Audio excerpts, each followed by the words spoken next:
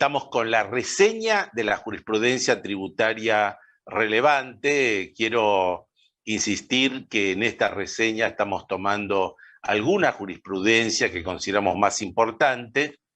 que sirve como disparador o como alertas en los temas que tenemos que considerar en cada caso. Nosotros hacemos un pequeño sumario que queda como material para ustedes y obviamente en el caso que le interese cada caso hay que recurrir a la lectura in extenso de los mismos.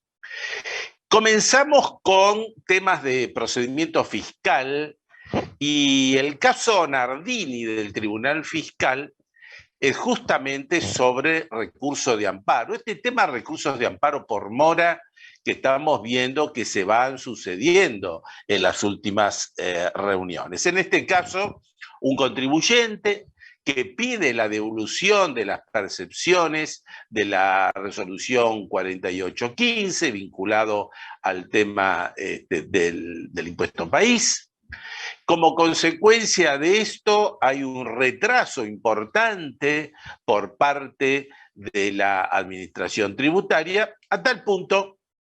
que surge de las actuaciones administrativas que cuando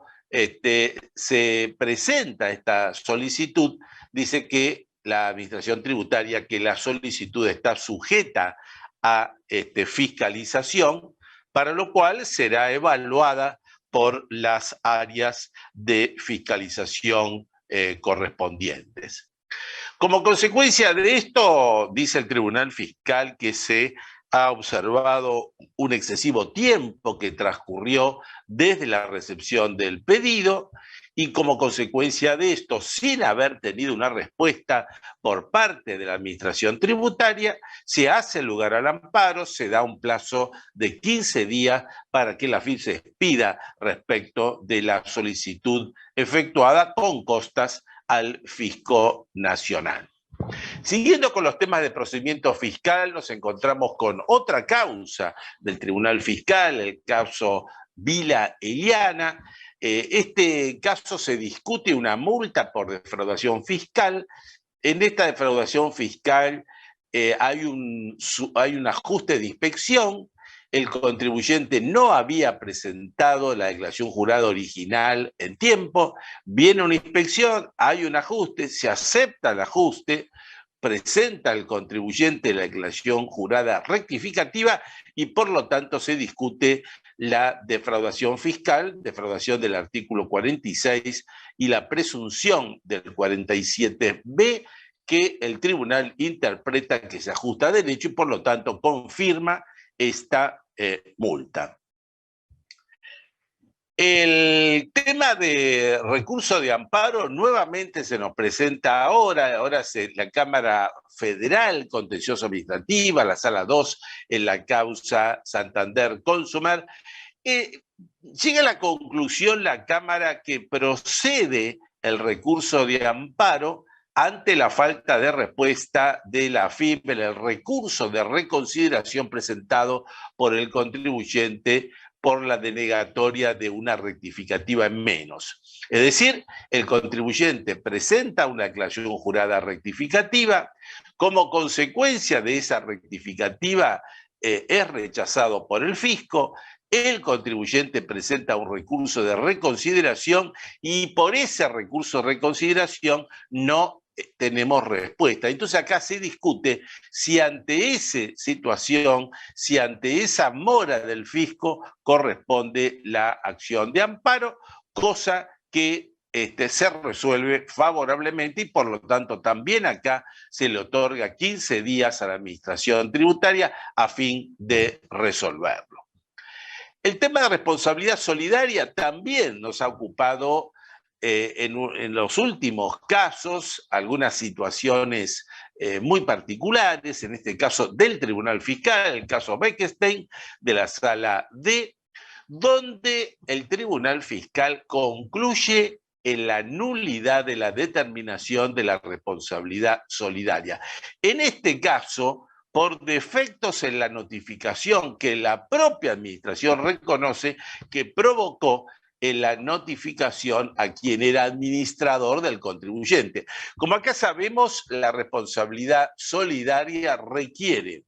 como elemento fundamental esa intimación realizada al contribuyente, esa notificación realizada al contribuyente y que dentro de los 15 días el contribuyente no responda. Ese es el disparador para la responsabilidad solidaria. Como hubo problemas de defecto en la notificación del administrador de la sociedad contribuyente, entonces esto afectó también al responsable solidario y por lo tanto se determina su nulidad.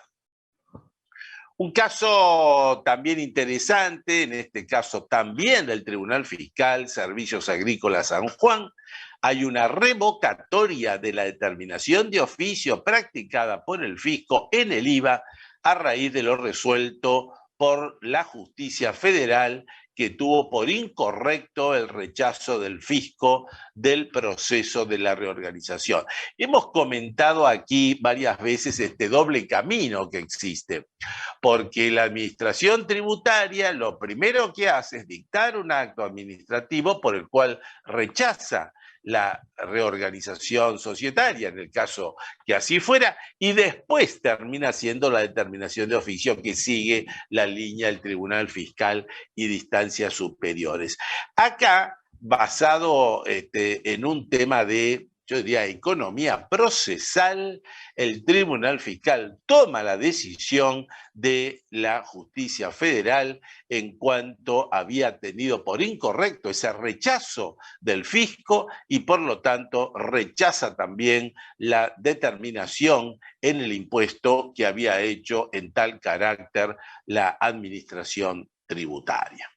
El Tribunal Fiscal también se expide en la causa Amico, esto es la exteriorización de la ley 27260, como ocurre en estos regímenes de exteriorización, la controversia que se plantea aquí está dado en la divergencia del criterio de evaluación de la Hacienda, o sea, estamos ante un problema técnico y ante ese problema técnico, a esa divergencia de interpretación tributaria, no corresponde la exteriorización de la 27260 y aquí estaban alineados también leyes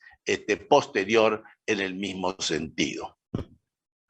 Un caso muy interesante, que es el primer caso que registramos en el Tribunal Fiscal, en la causa Roca Argentina, es la multa por infracción formal que se le aplica a un contribuyente por un incumplimiento del informe país por país, esto es, dentro de las operaciones internacionales.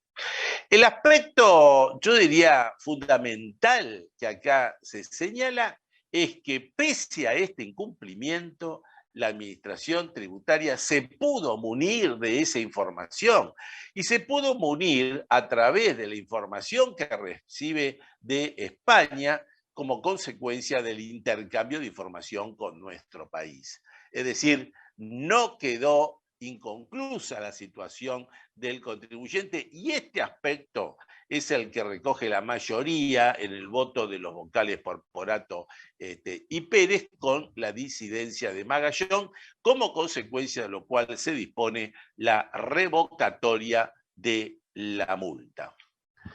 Y seguimos con el tema de los recursos de amparo por mora. En este caso, el Tribunal Fiscal, en una jurisprudencia que va avanzando, que se proyecta y que ha tenido como base distintas salas de la Cámara Federal, llega a la conclusión que no procede el recurso de amparo por mora respecto del reintegro sistémico de las retenciones de IVA, porque el recurso de amparo tiene por objeto la acreditación en la cuenta bancaria del actor. Esto lo venimos señalando. El recurso de amparo debe tener como objeto la finalización del trámite administrativo por parte del fisco. Si el fisco no finaliza el trámite, se incurre en una demora excesiva, entonces ahí se aplica el amparo por mora. Pero no cuando se busca la última instancia, que es la acreditación en cuenta bancaria. En esta posición, diríamos que hay otra posición, tal cual señalamos,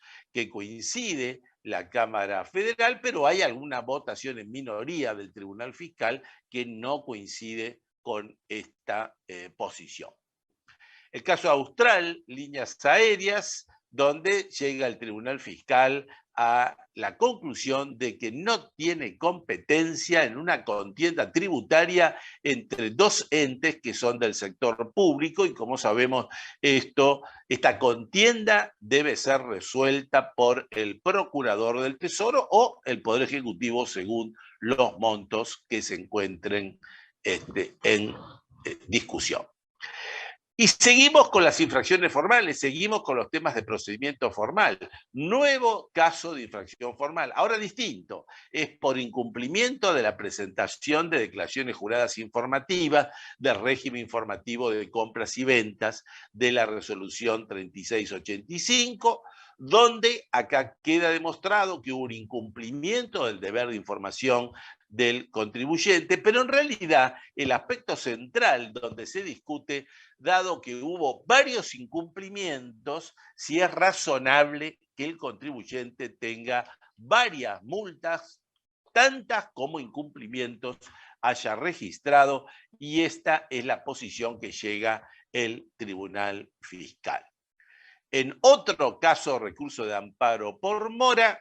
estamos hablando de la devolución de IVA de inversiones en bienes de uso, un trámite muy penoso para los contribuyentes que tienen que pasarlo, pero bueno, en este caso termina felizmente y termina la situación inoficiosa, se declara en abstracto, porque cuando se iba a dictar la sentencia por parte del Tribunal Fiscal respecto si procedía o no procedía el amparo, se le notifica al contribuyente que ya se había aprobado la autorización de la devolución del monto, con lo cual devino abstracto esta presentación. En el caso Aceros Cuyanos de la Cámara Federal se rechaza el recurso de apelación que había sido presentado por el contribuyente ante el Tribunal Fiscal a través de la plataforma TAD en forma extemporánea. Es decir, acá se discute si en estos casos era un contribuyente que tenía el domicilio real en la provincia de Mendoza, se aplica la ampliación de plazos del artículo 158 del Código Procesal Civil y Comercial, donde se llega a la conclusión que no, esto ya no se aplica más, como consecuencia que ese mecanismo era para los expedientes físicos, los expedientes papel, pero dado que ahora tenemos la plataforma TAD, ha perdido sentido entonces esa ampliación y por lo tanto se rechazó el recurso por extemporáneo.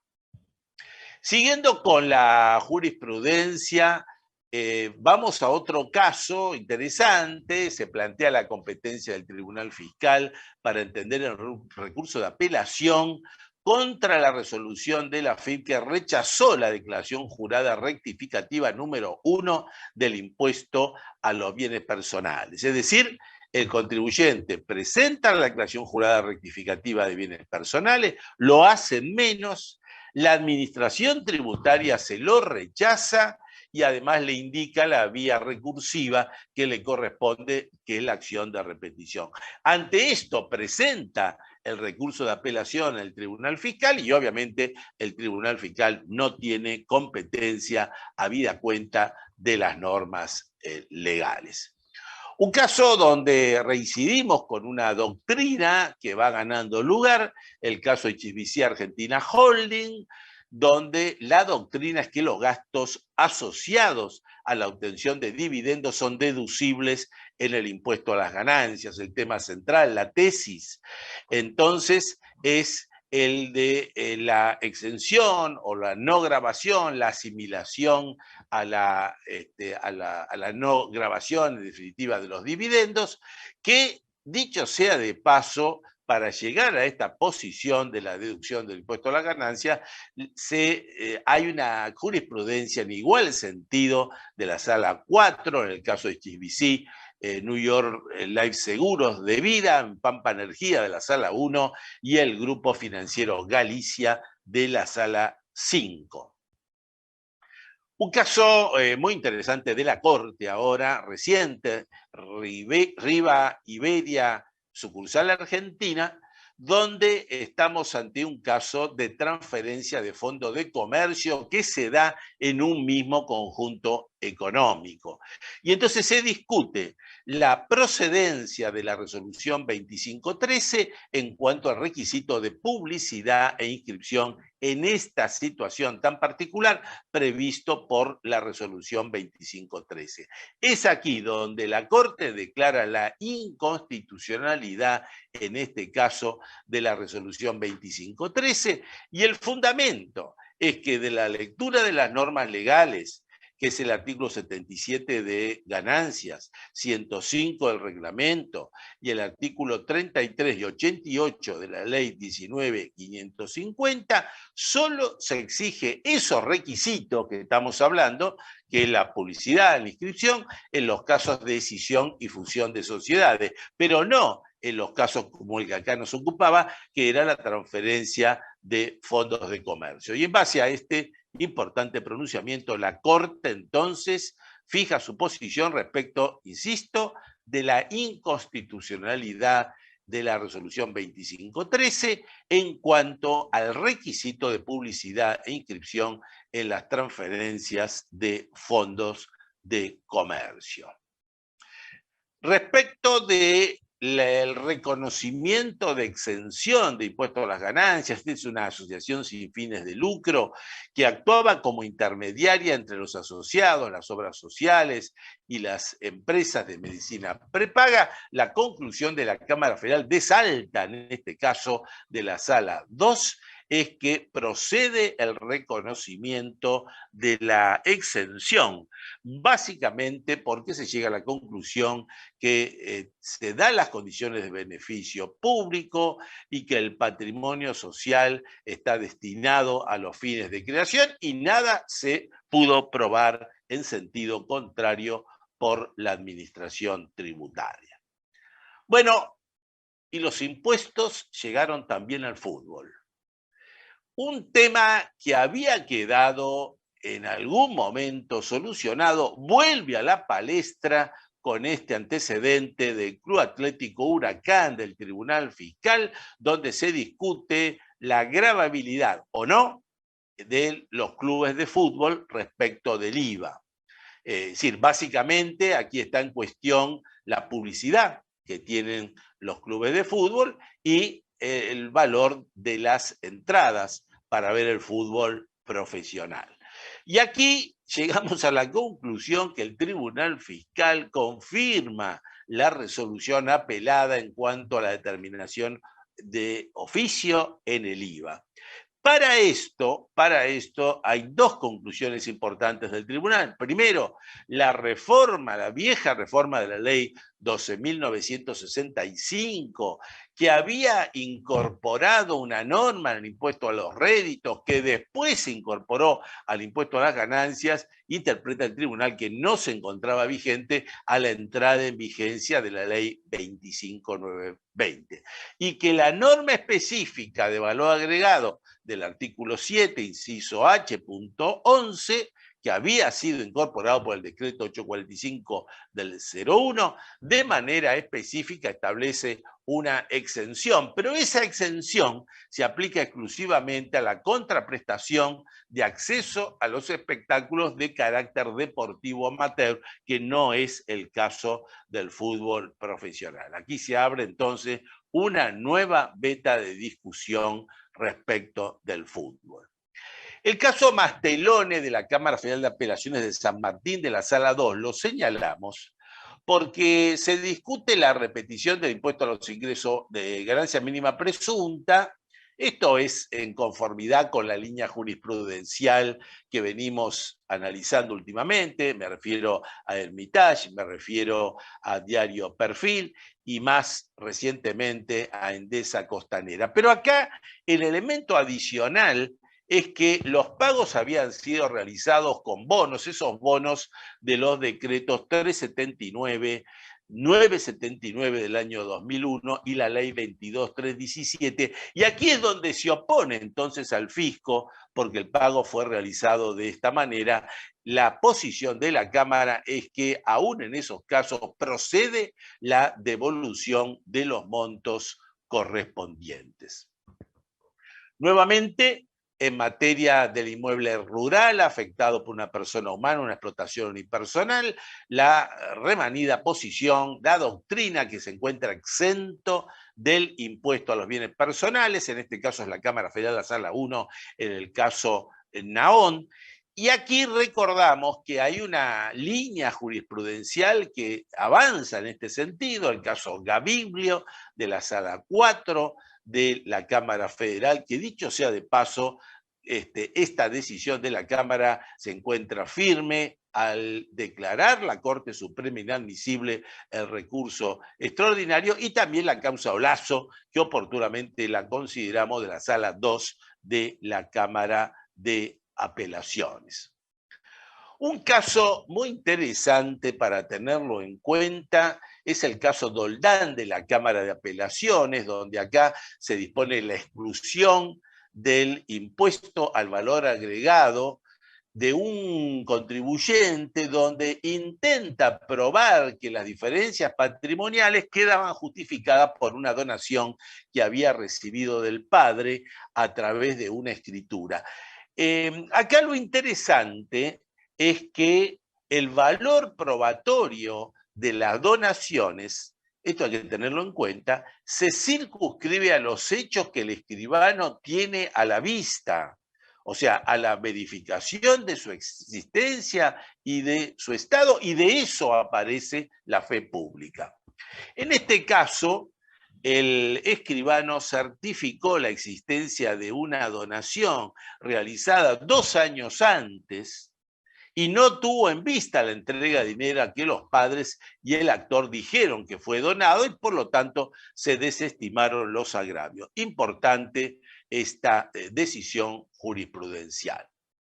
Hace tiempo que no aparecía jurisprudencia del tema de impuestos de sello. Aquí aparece en el caso Verónica, Sociedad Anónima, y nada menos que del Superior Tribunal de Justicia de la Ciudad de Buenos Aires, donde se llega a la conclusión de la improcedencia del impuesto de sellos en la capital federal respecto de órdenes de compra que remiten a pliegos por falta de instrumento. Un caso común, está en contra de la coparticipación federal de impuestos, pero básicamente no se da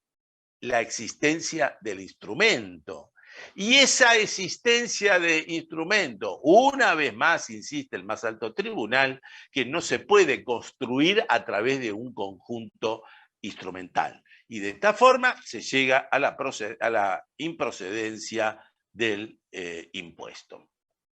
Respecto del impuesto a los débitos y créditos bancarios, en la causa Lorenzo Annicini de la Cámara Federal de la Sala 2, se concluye que corresponde confirmar la determinación de oficio por pago a proveedores directamente a las cuentas bancarias. Esto es el famoso tema del reemplazo de la caja.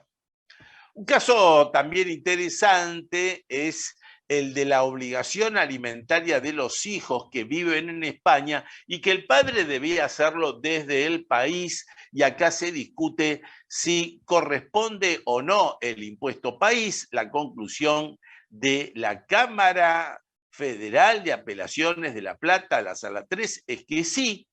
que si bien esto implica un mayor costo del deber parental que tiene el actor para asistir a los hijos, y si bien esto representa una mayor erogación económica, ello no demuestra la imposibilidad de hacer efectiva esta obligación. Esto es lo que en definitiva concluye la Cámara, que tiene antecedentes en igual sentido de la misma sala, pero de la Sala 4 también de la Cámara de Apelaciones Contencioso Administrativo.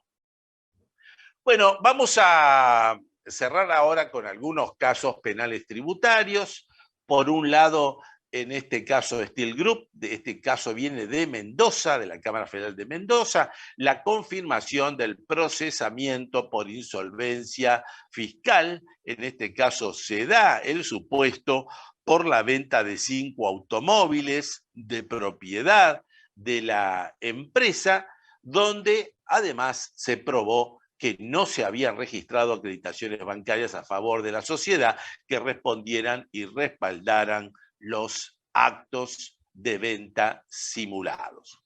Un caso también muy interesante para tenerlo en cuenta, este nos viene de la Cámara Federal de Apelaciones de General Roca, el caso Barros, donde aquí el contribuyente se acoge a un plan de facilidades de pago de carácter permanente, la resolución 4268. Fíjese lo importante de este tema, porque para lograr la suspensión de la acción penal o para lograr la extinción de la acción penal, según fuera el caso, o tenemos que estar en el artículo 16 con la fuga del proceso por pago total de la obligación, o tenemos que estar ante una ley de moratoria que en forma expresa así lo contemplara. Pero este caso que acá se plantea no es ni uno ni otro. Es un contribuyente que en función a las disposiciones del artículo 32 de la Ley de Procedimientos Fiscales, con las facultades que se le dan a la Administración Tributaria y la resolución 4268, el contribuyente entra en un plan de facilidades de pago. La Cámara reconoce que no tiene ese efecto del beneficio, como lo tiene el artículo 16 de la Ley Penal Tributaria o como lo tiene la norma de moratoria, pero de todas maneras le dan el mismo beneficio en función de la equidad tributaria al relacionarlo con la Ley 27.541, que desde el punto de vista temporal, dicho sea de paso, jugaba en un momento similar. Hay otro caso realmente muy interesante que estamos señalando acá de la Cámara de Apelaciones de la Sala B, donde se confirma el sobreseimiento de un imputado que se le investigaba por la tenencia de suma de dinero en el vehículo que transportaba. Un caso realmente muy interesante. Este contribuyente va manejando su camión, lo para la policía ve que hay una campera en el asiento de acompañante y se encuentra con una fuerte suma de dinero en la campera, para lo cual, ante la pregunta que se le hace al contribuyente, se le dice que va a comprar dólares en una casa cambio amiga. Y entonces ahí se le hace la denuncia penal. En esta denuncia penal se lo hace por lavado de dinero, o sea, artículo 303, y acá viene la pregunta que tenemos que formularnos. ¿Aquel que se le encuentre con una fuerte suma de dinero, ya estamos en presencia de un delito, o se requiere una gran investigación, cosa que acá no se dio, y esta fue la posición por la cual se confirma el sobreseimiento del contribuyente. Respecto de lo que en su momento hablamos de las daciones en pago por canje publicitario, recuerdan, habían determinados contribuyentes que tenían deudas con el fisco. Hubo un decreto, el 852 del 2014. Con este decreto 852, lo que hacían los contribuyentes tenían la posibilidad de canjear esa deuda por esta dación en pago, que era el canje publicitario. El Estado ponía los avisos, los canjeaba por la deuda. El contribuyente se encuentra en una situación de un proceso penal y entonces intenta lograr la extinción de la acción penal justamente porque había una norma legal que así lo preveía. Pero la posición del denunciante de la querella fisco y la posición de la Cámara de Apelaciones, que es que el elemento que había que tomar en cuenta para esto era la emisión de los bonos fiscales para imputar. Y esos bonos fiscales para imputar no fueron emitidos, y al no ser emitidos, entonces se llegó a la conclusión de la improcedencia de la extinción de la acción penal. En el caso de la probation, una forma también de salir de la acción penal, aquí estamos ante un caso que viene de la Cámara de Casación Penal, esto es muy importante porque es la Sala 2, máximo tribunal penal que tenemos en nuestro país, donde se concluye que ante la posición favorable del fiscal del juicio respecto de la procedencia de la probation, la FIP carece de legitimación activa. La FIP intentaba apelarlo, pero queda fuera del proceso porque en realidad conforma junto con la Fiscalía los que son los acusantes, y al salir entonces el fiscal, queda la FIP sin la posibilidad de ejercer la legitimación activa. Acá fíjense, segundo caso de la probation, otra forma de salir de una evasión fiscal simple. En el caso del IVA se cumplieron las condiciones, el fiscal aprobó esta posición y con posterioridad se intenta cuestionar por vía de apelación, cosa que en definitiva es confirmada esta posición. Y un caso interesante de un proceso penal, este caso nos viene de la Cámara Federal de Tucumán, donde el proceso penal es por una determinación de oficio de una evasión fiscal sobre base presuntiva. Y aquí la Cámara de Tucumán confirma la resolución apelada de la primera instancia en cuanto se sobreseyó al contribuyente, al imputado, en orden al delito de evasión fiscal,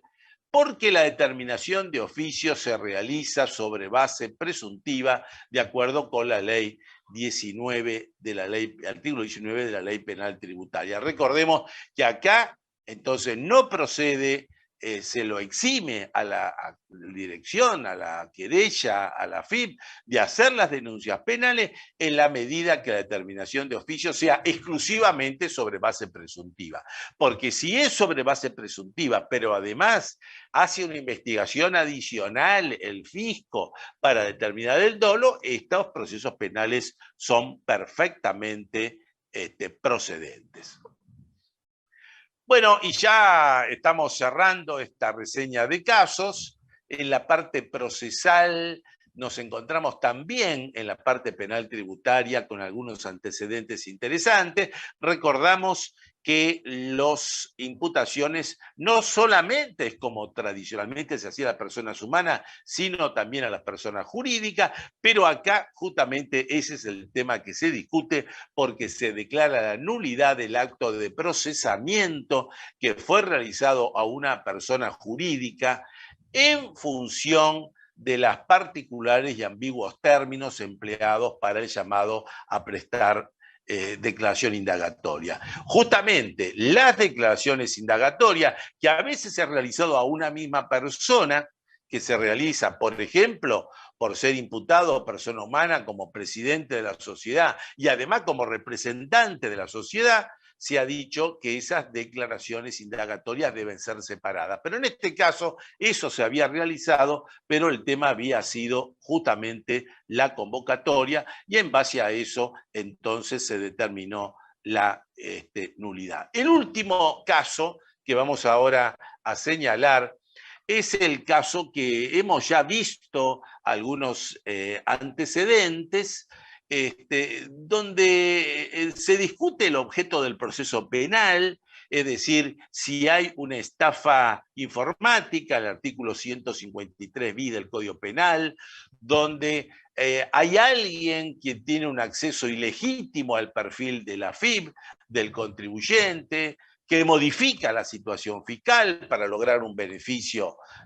personal, que muchas veces es la emisión de factura, que en definitiva termina vendiéndola, pero en este caso, lo interesante de este caso que nos viene de la Cámara Federal de Córdoba, de la Sala A, que en definitiva se revoca la resolución de primera instancia que había recalificado el hecho como estafa informática y queda